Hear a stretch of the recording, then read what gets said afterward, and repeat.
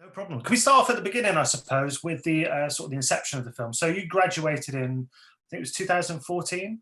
Correct. I'm just wondering what the inception of the film was like, and was it shaped at your time at film school, or did it come afterwards? How did it come about? It was very much a response to having graduated from film school and working in the industry and doing whatever odd job I could get, PA, line producing, working in sound, like taking any job I could to get paid to work in the film industry and writing my own screenplays at that time, trying to get my first feature film made. What people outside of the industry don't know is that as a film director, the hardest thing you can do is make that leap from not having directed a feature film to directing your first one. It's the hardest one. And I spent years trying to get it going, kind of get a project made. And there was one project that we really got a lot of traction on, and four companies we engaged with at length, and for whatever reason it didn't come to pass. They wanted to replace me. They wanted to take my script and get a different director. They wanted to change it from a Latino dominant cast to like a white cast. There was a sticking point ultimately with every element of it, and I realized the mistake that I was making was I had written a movie that at a minimum $1 million budget, I was not in control of that project. I would have to find someone. I was giving the control to someone else to say yes or no, we will make your movie or not. And the critical step for me was saying, okay, I have to design a film in such a way that no one can stop me from making it. So that means it probably has to be a no budget or micro budget movie. I had $10,000 at the time. I was like, I'm going to put that into the movie. If I can't raise another dollar on top of that, I'm going to have to figure out how to make a movie for that amount of money. And thankfully I'd been line producing. So like budgeting and scheduling production. So I was really getting a better understanding of like how I could design it from a script standpoint and the genre that stuck out to me. And I see Memento on your, in your collection over there. I Yes. was looking, I was looking at these psychological thrillers, and I was looking at Christopher Nolan. His first film, Following, is a really inventive psychological thriller. Darren Aronofsky, his first film, Pi, is a brilliantly engaging psychological thriller. And I was looking at these films. I was like, okay, these other masters who, I adore, who I've learned so much from, that's how they started. And what they got out of the genre was they were able to express their directorial voice. They were able to flex creatively. They were able to give you scale and immersion. They were able to give you a total cinematic experience in that genre because it allows you to play with perception. It allows you to play with really inventive and creative sound design, and letting that through hallucination, through sleight of hand, through visual hallucination, give you this thought-provoking experience. And I was like, okay, I can do that. I love MMA. I'm a martial artist. That no one's making MMA films, and it's so popular. Like, there's no reason why they're all these Rocky, Creed, Southpaw, like Cinderella Man, all of these movies. Like, there's no reason why we can't have great ones in the sport of MMA. And once I found the piece of dissociative identity disorder, which is more commonly known as multiple personality disorder, that's when it really felt like, okay, all of these things are congealing, and this is the story concept of a psychological thriller about an aspiring MMA fighter who suffers from multiple personality disorder. Yeah. It's really, I mean, it's such an ambitious project. You wear so many hats with it. You're obviously an actor, you're the lead, you're the director, writer. How do you kind of balance all of that out? I mean, I guess obviously things happen at different times, I understand that, but how do you sort of ensure that you commit to each role within the film and excel at each one, which obviously you have, but I'm just wondering your Right. process behind that, really. Yeah, this was one of the hardest. This was one of the hardest parts of the whole process for sure, and definitely the one that gave me the most anxiety and that affected my sleep more than anything else. I didn't set out to act in the film. When I was writing the film, it was to have my first movie to direct. And once we started casting, and I saw the challenge of finding an actor who could bring this severe mental illness to life authentically and had credibility as an MMA fighter, it just became clear to me how like impossible that ask was. And I happened to have the martial arts experience, and I had done so much research to write the script that I really felt emotionally attuned to what a trauma survivor, which if you have this disorder, it's because you experienced a very severe traumatic event as a child.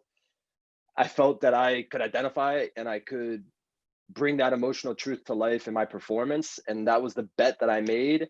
None of the acting, directing, and producing, like those things are impossible if I didn't write the screenplay. So I think that's the really foundational, critical step to everything, was generating this idea and really committing to the process of 7 drafts of the script, 2 times writing it from a page 1 rewrite, meaning scrapping the whole thing and just starting over.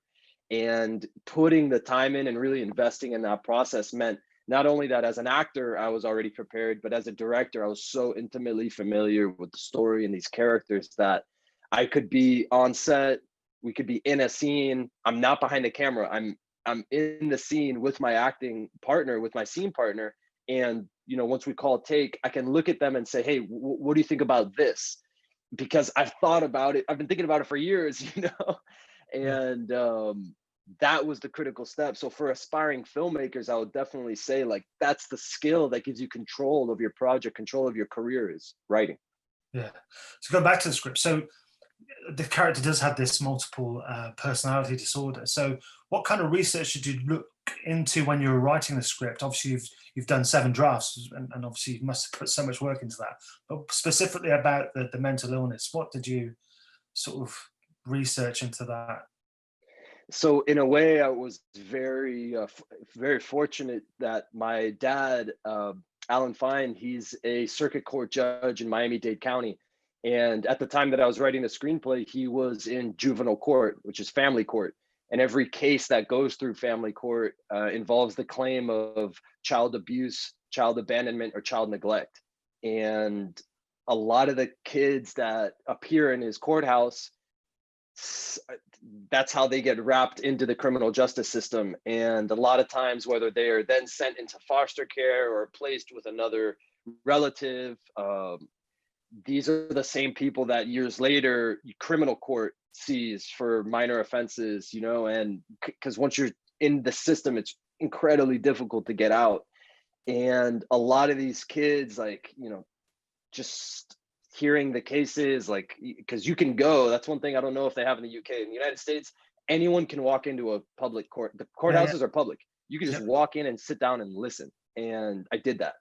And I listened to what these families were going through, and how mental illness played a role in so many of these cases, and how a lot of these kids who had endured something traumatic were suffering from mental illness as a result of it. And working very closely with the court-appointed therapist in his courthouse, Judy Pasos, who became an advisor, a consultant to the film. She put me through the form of therapy we see in the movie.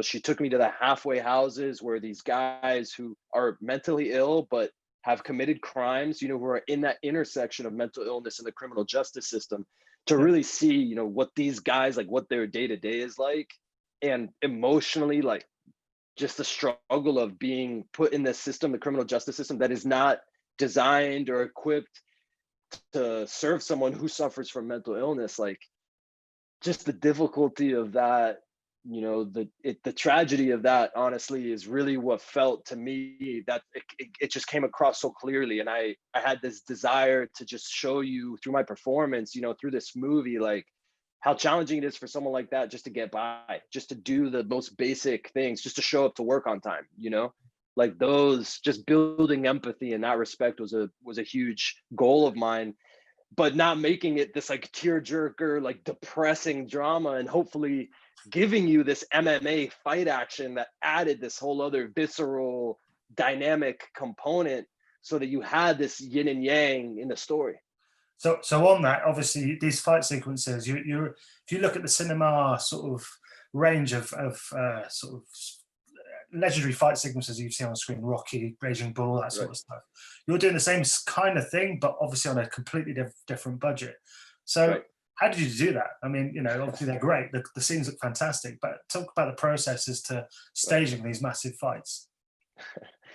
Oh man, so yeah, this was really tricky because when I was getting ready to make the movie, I did I studied, man. I really did my homework. And Raging Bull, they shot the fight sequences over 6 weeks before they shot the movie. And Rocky, they did the same thing. They would separate all of the fight scenes they would shoot before they did the actual drama of the movie, and they would Yeah. have weeks, of just the fight scenes.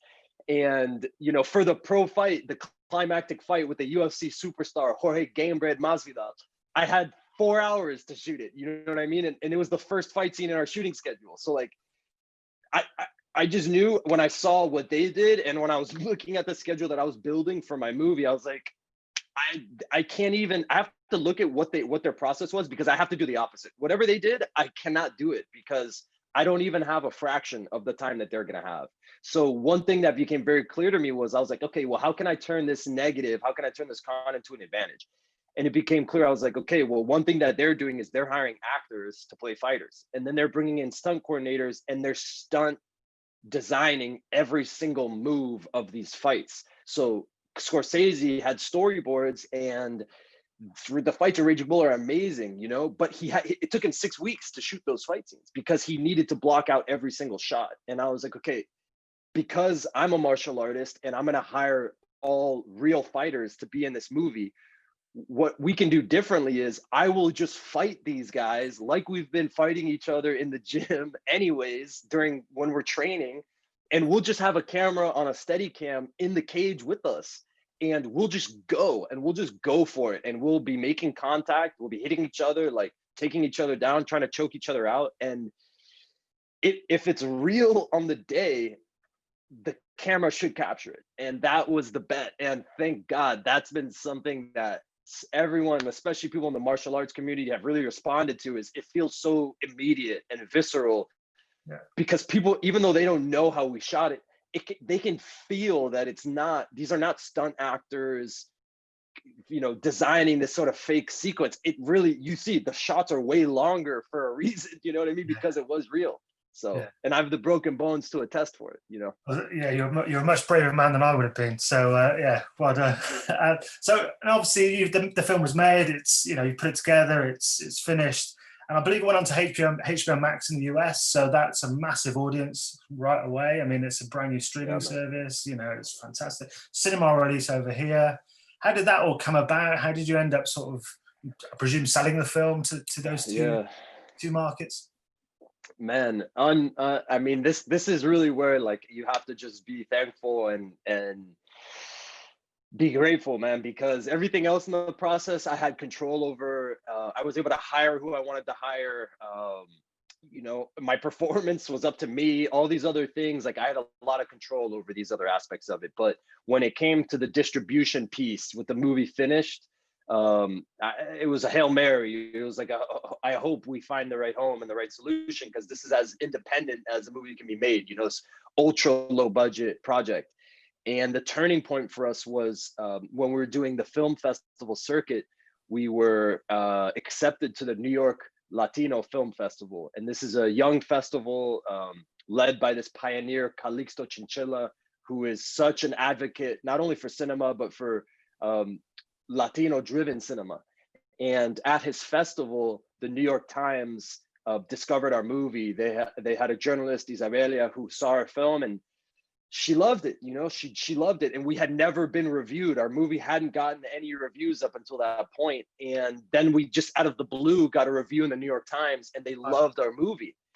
They loved it, and people had been, like, sales agents and distributors. Like, I had been sharing it with everyone, trying to get people to watch it, and the response I was getting was, people were saying, well, we like it. It's different. It's cool, but we just don't know. There are no movie stars in it.